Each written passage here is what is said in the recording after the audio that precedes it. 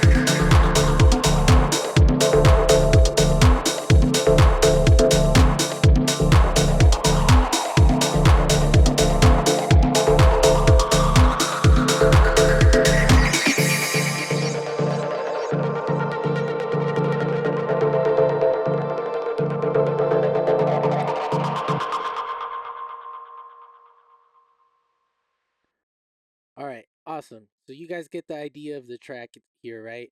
Um, Super vibey. It's kind of psychedelic with that synth, kind of arpeggio thing that's going on in the background. I wanted to go kind of for that '90s, 2000s feel for this, for the vibe of this track. You know, it's proper warehouse type of vibes, adventure type stuff. You know what I mean?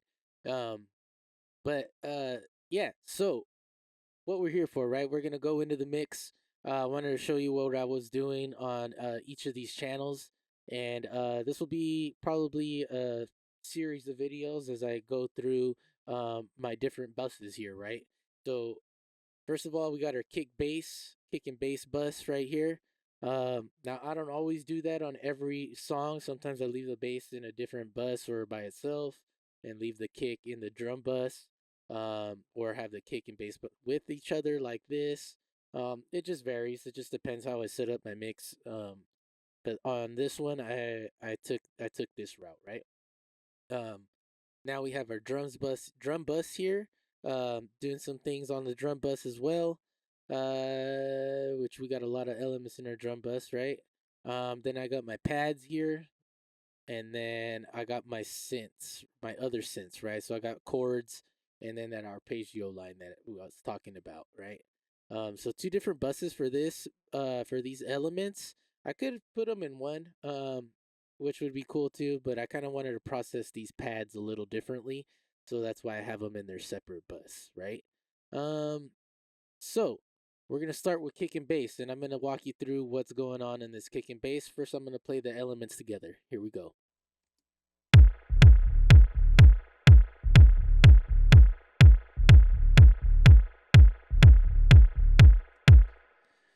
Cool.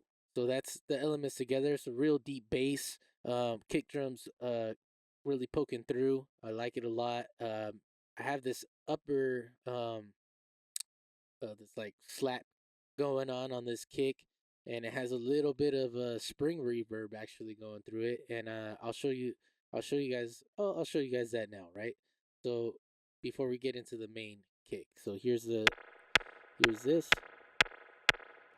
right? So all I did was I took this 707 kick. I took the rolled the low end off, as you can see here, and now it's just the top end coming through. And then with the spring reverb, I added a little bit here through one of our return channels and EQ'd it a bit. Cool. So that's how that sounds, right? We got this plug in here from from Arturia. Now I could probably mess with this a little bit more. I don't believe this is going to any other. Oh no, okay. This is going through the chords and as well. So that's kind of why I have it EQ'd like that. But I wanted to add a little something to this kick drum to make it kind of sound cohesive. So that's why I threw that on there.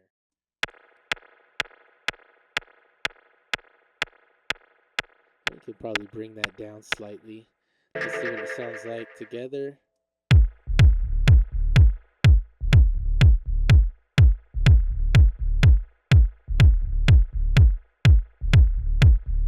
Yeah, just like that is cool. So kind of a it's kind of a lot of reverb on there, so I'm gonna turn that down. So that's that guy, right? Um, and then we have our main kick. Really, the idea of this kick is to help the kick drum poke through on each hit. Um, with such a deep bass line and it kind of being in the similar ish frequency range, I wanted that kick to like have a little bit of extra on top, so that's why we put that there, right? So this kick here, all right, came coming from the MPC. It's a sample of the RD9 that I have over here, the 909 emulation by Behringer. I sampled that into the MPC, um, tracked it through, right? I got this mono plugin here on because sometimes my levels are a little bit off on going into Ableton, right? It's running through my Midas desk here, and it's going through two mono channels as a left and right. And once in a while, the levels might be slightly off on from the left to right. So I want to make sure my sample is right in the middle. So I'm putting that in mono, right? Now I'm gonna turn some these plugins off here so we can understand what's going on. So first plugin in the chain, we got our SSL 4000 channel strip, right? By BX Consoles of Brainworks, plugin alliance stuff. So if you got that subscription, get that subscription because these things are dope. A lot of cool plugins on there. Anyways, we're gonna start from our filters, work our way across the plugin, right? So have a little bit of roll off here at 40 hertz. Um, this is what this is what the kick drum sounds without the plugin first.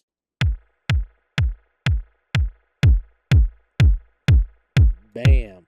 So that's adding a lot, right? That's a lot of going on right here. So a little bit of roll off at 40 hertz just to maintain, just to clean up that low end. Not I don't want to have too much rumble, especially because that bass line is so low. I want to make sure this is kind of clean. The low end on the kick drum at least is cleaned up. No roll off on the highs, and then it's getting compressed a little bit, right? So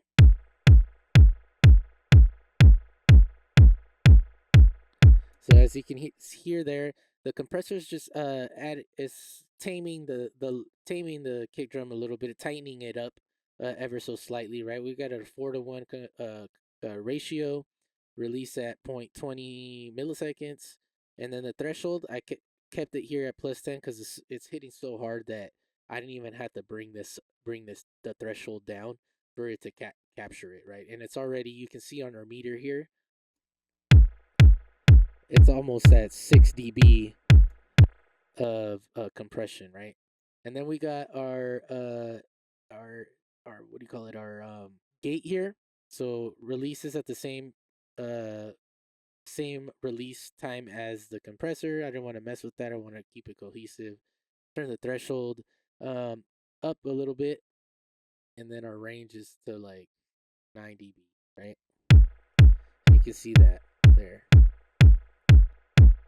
So without dynamics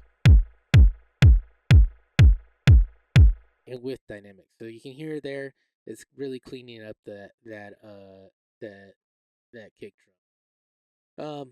Now we're gonna go to our EQ section here. And our low end.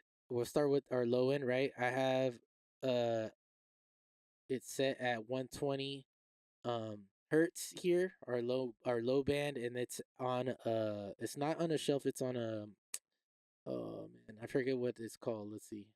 A bell. A bell. There you go. It's on a bell setting. So I'm turning it up 12 dB. Now that's pretty drastic. That's pretty drastic, but let's hear how it sounds when it's at zero.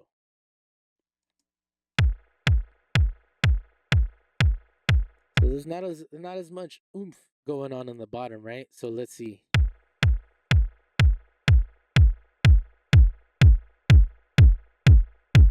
Yeah. Now that at 120 hertz, that's really coming through. And I wanted to bump 100 to hump 120. That's a good area to add some knock to your kick drum, right? If I don't want it too boomy, uh, if I wanted it a little bit boomier, I would do it at 50 hertz, 60 hertz. But I wanted this one to have a little bit more knock, especially since our bass line is so low. So I put it at 120, bumped that up, and you could hear the difference there once again.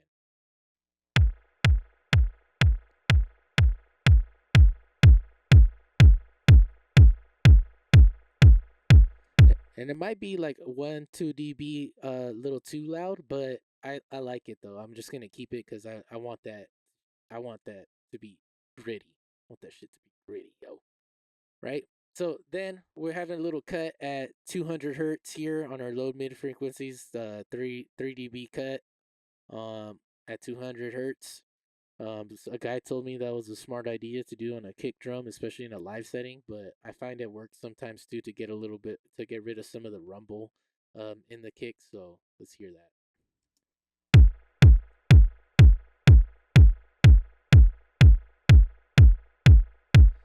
So it ever just so slightly kind of cleans up the low mids, and it makes space for other instruments to kind of come through as well.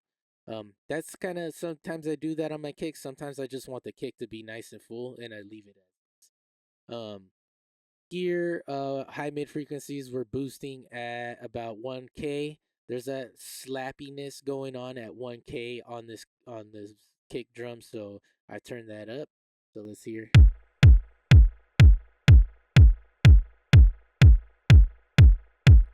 Right, it adds ever so slightly that it adds ever so much so slightly that little bit of more slap on it, and then just to accentuate that even more, two at 2.2 kilohertz, so 2000 some whatever it is kilohertz. Um, I got another boost, 10 dB boost, which is a lot again, but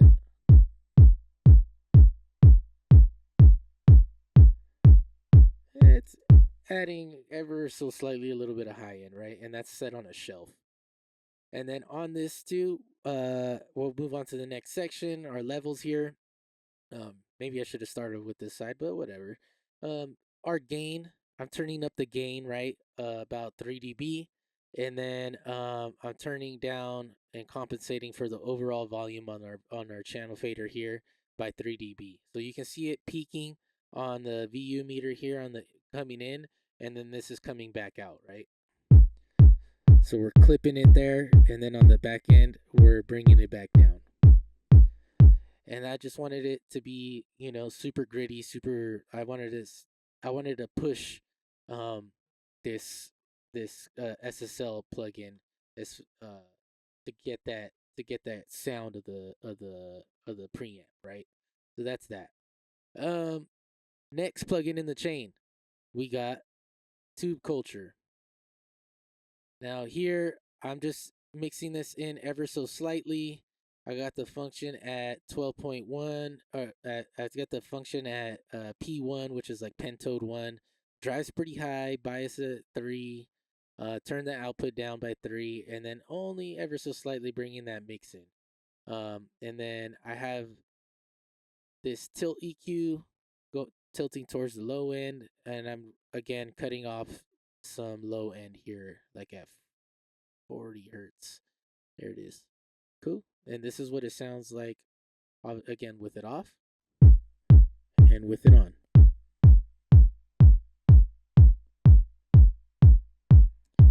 Cool. So that's adding some weight to the bottom of the kick drum. It's making it a little bit more dull, kind of shaving off probably some of those sharper transients that are coming through.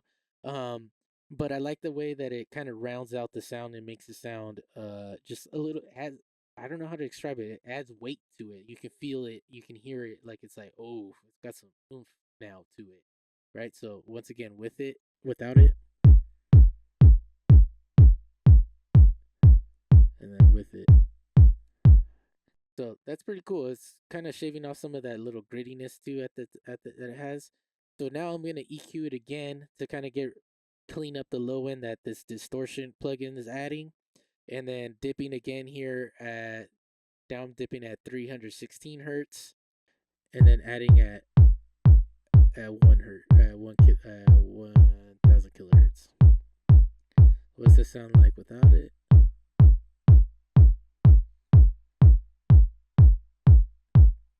Cool. And then just rolling off at 40 hertz. Again, just to clean it up just ever so slightly, tighten up the sound, and then make some room for our bass, right? Um, and the very last thing I have on my kick drum is this clipper here, right? So I got this clipper. It's by Black Salt Audio. These guys make great plugins. I really like their stuff that they have for drums. And I really like this plugin for using on just like single elements in the mix that I want to clip to allow myself to get more headroom, right? Control some of my dynamics. I can make my sounds louder and but still save headroom for my mix bus, and so I can get a louder master at the end, right? So that's why I like to add this clipper at the end. Um, and I have it set as 0 because I have this dang kick drum going so loud that it's actually clipping past our 0 mark, right? So here it is without it, and now with it.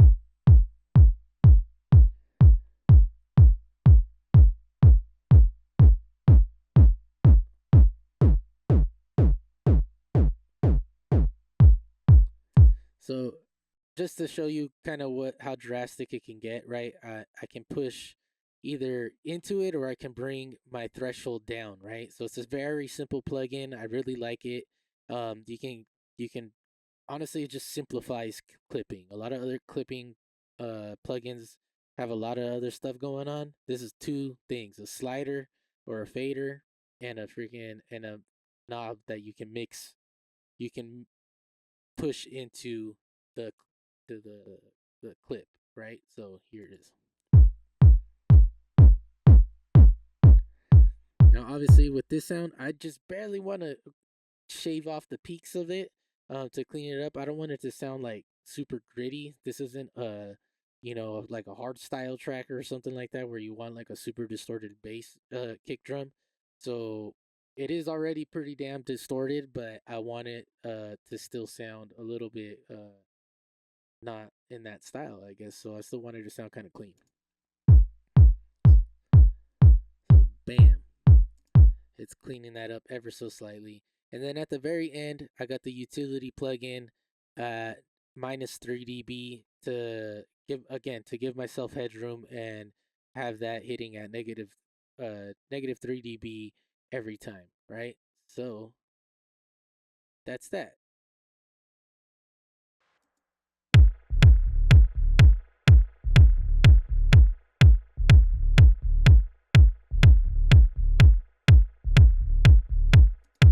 Cool. Now we move on to this bass drum, right? This bass drum, I mean this bass is super freaking deep, right? Um Again, I have it going through the utility plugin, same reason I sampled uh my Moog grandmother, I think, into the MPC, which I think I did for every sound on this track, which is pretty cool. I'm really trying to use my MPC a lot more, and that's why I have it here in the center of my desk so I can sample and sequence on, right? Um so, anyways, I got that sound again with the mono here.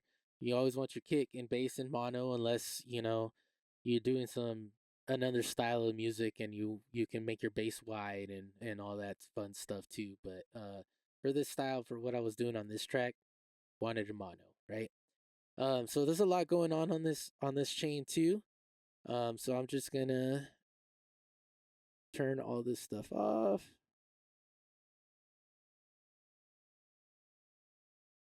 And we're gonna start with our console again. So here it is.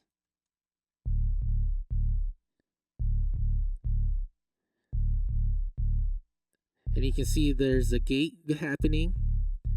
We have a little bit of roll off at 30 hertz.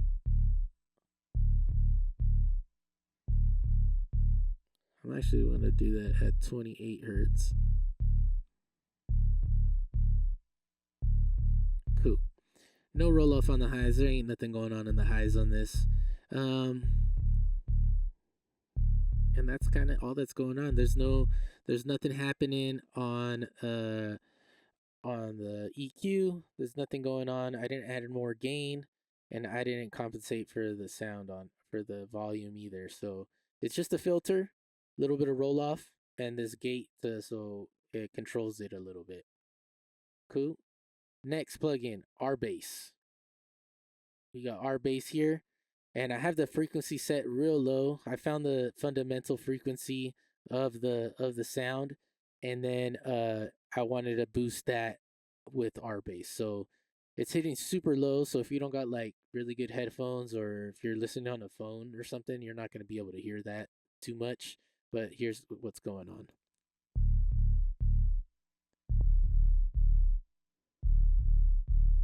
And you can hear it just adds a ton of weight, right? It adds a ton of weight to the sound.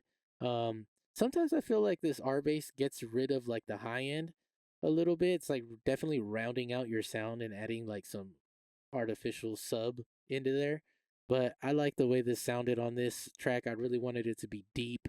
I wanted it to like, if you're listening on a proper sound system, that shit's gonna hit. You know what I mean? That you're gonna be like, oh, this taking over right now. This bass is taking over, right? So that's that.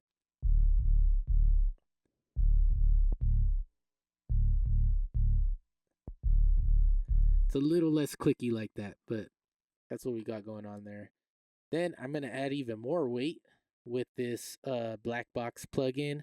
I'm adding some saturation, the pentode up a little bit to 56%, and then I'm only mixing it in at 30%, and I left it on the flat setting here. So here's with it off.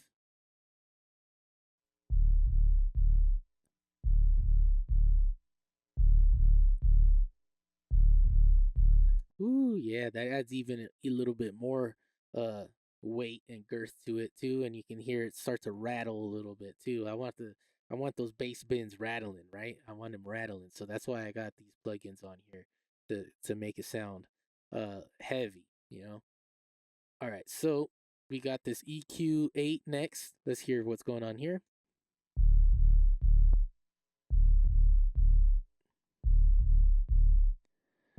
Cool. So a little bit of roll off at 22 hertz. I'm already rolling off with the BX console, but this R bass and this black box are adding more weight to the bottom, so I want to kind of tighten it up just ever so slightly again.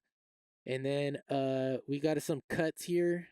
This second band here is cutting at 121, which, if you remember, the kick was we boosted the kick at 121, right?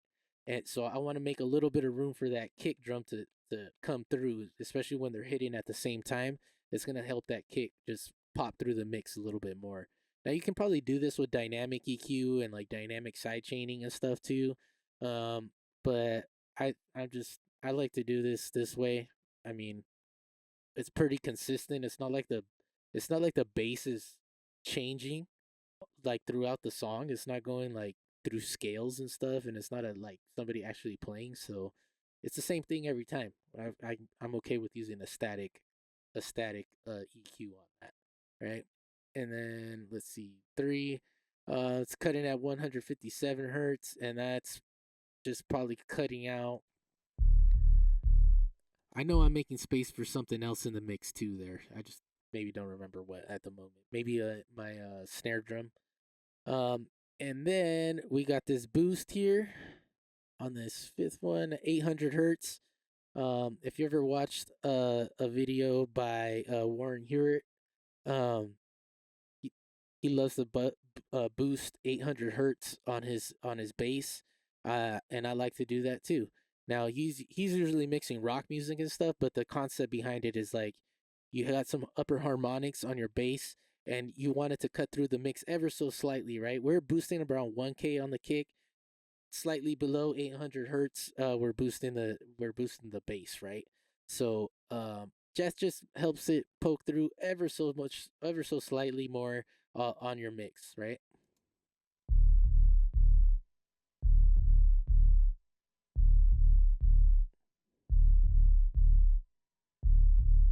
Now, obviously, on this sound, there's not nothing going on there. I think I just do that out of force of habit sometimes because they ain't even nothing going on right there. It's all sub. But hey, I just be doing things sometimes because it's just force of habit. Yeah, yeah. um. So next thing we got going on here is our side chain,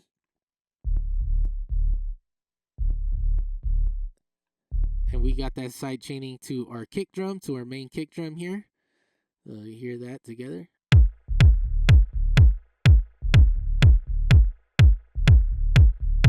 Yep, just helping it duck while the kick's playing, right? It's pretty standard stuff there. And then we got a standard clip here. So it sounds really good already. But like I said, I like to make some headroom. And on this standard clip here, I'm bringing it down negative 9 dB to clip.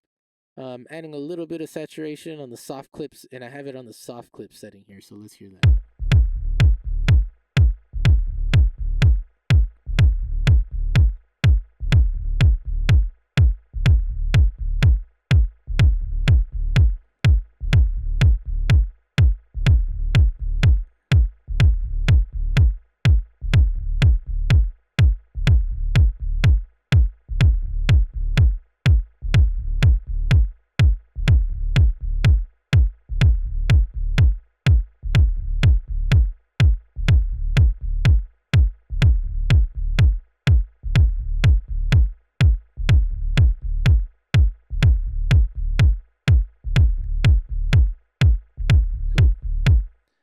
We got that going on there.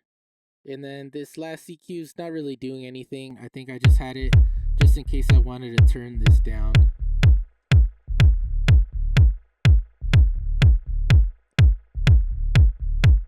But as you can see here, this is knocking.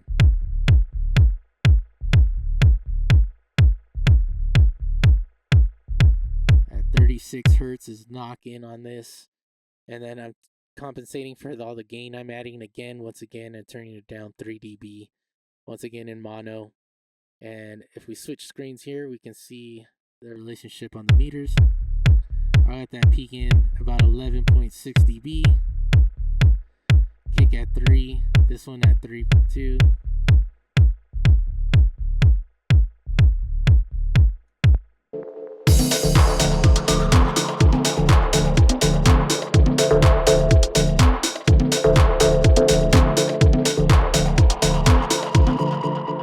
Cool.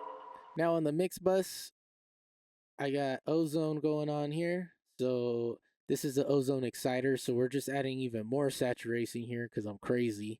But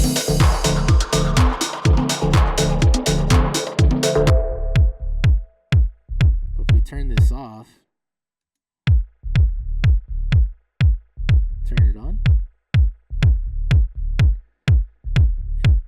it just brighten it ever so slightly. I got those settings up to like 60%, 60.8.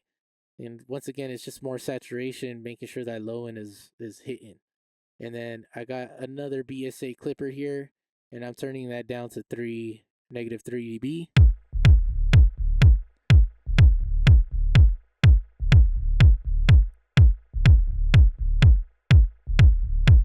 I kind of like that better like that.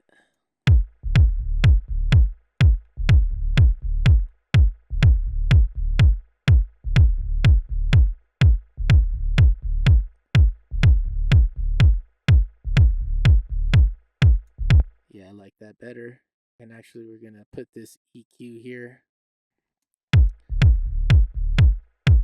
that down to -2.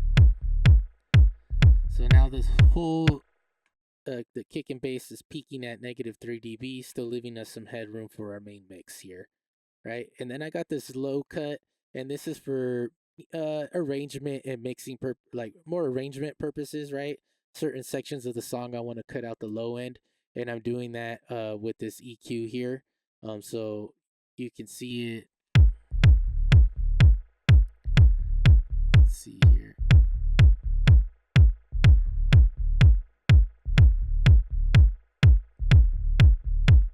So you can see where I'm taking it out.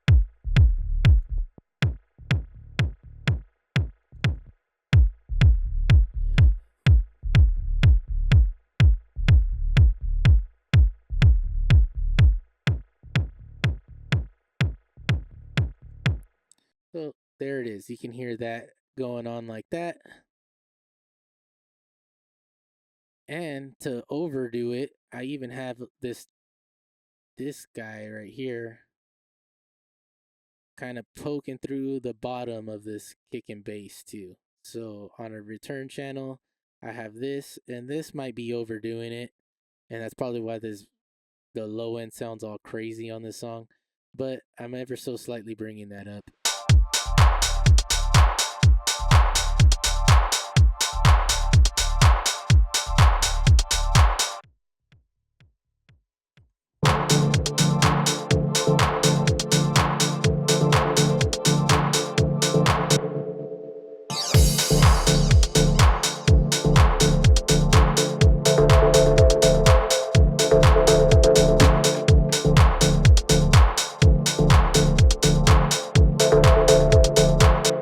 That's just subtly adding a little bit more weight to the bottom. It's like a parallel, like parallel compressing, but I'm doing it with saturation instead. Um, so a lot of saturation going on. A lot of saturation going on this low end. Now that I'm going through it, I'm like, damn, I don't even know if I need all that, to be honest. Like as you can see on that bass element, I pulled back on the clipping because I didn't really like how it was sounding. It was just like it sounded a lot nicer without the clipping on it, and then I could just control everything over here with this clipper, right? So, um, and then I'm adding a lot of weight to it. I'm adding this just to poke through the mix a little bit more, right? This ozone exciter, right? So we're just adding a little bit more saturation on these two bands, making it poke out the mix a little bit more. Um, and yeah, so because I pulled that down, and then I pulled this back up because well, I didn't like how it was cutting so much of the transient off.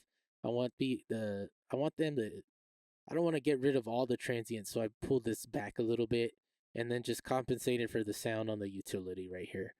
So, hey, while we're doing this, I'm cleaning up this mix a little bit further. And before I put it out, I'm going to go through all of this with you guys, and we'll release this track, right? So, thank you guys for sticking around. Uh, this is going to be first part of this mix series, and then we're gonna move on to our drum bus next, right? So stay tuned for the drum bus. Here's our drums.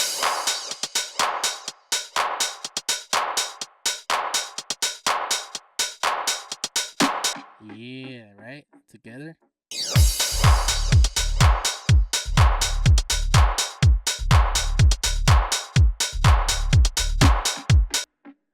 Cool. Cool, right? All right, guys. Thank you for tuning in. Like and subscribe. This is Drewer inside of Cuarto Siete. I'm out, y'all. Peace.